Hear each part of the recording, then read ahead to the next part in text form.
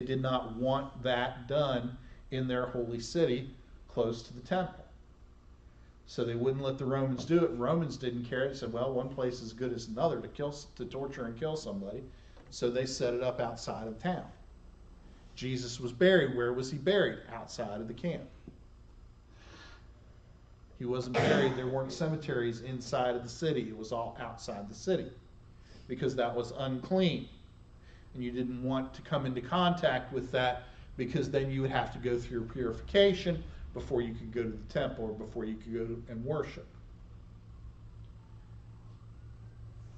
Jesus fulfilled those, and yet his sacrifice was better.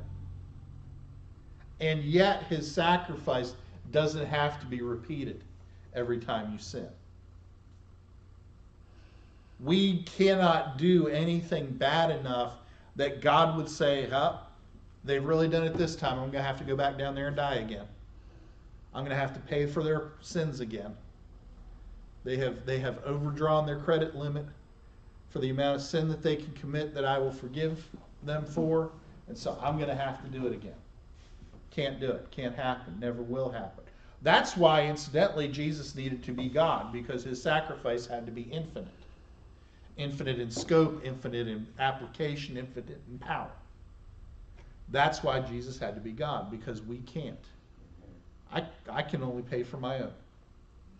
I can't pay for my own and yours too.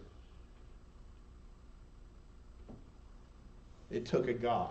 It took God to do that. That's why we insist that Jesus is God incarnate. That's why Christianity for thousands of years has taught the Trinity. Because that's what the Bible teaches.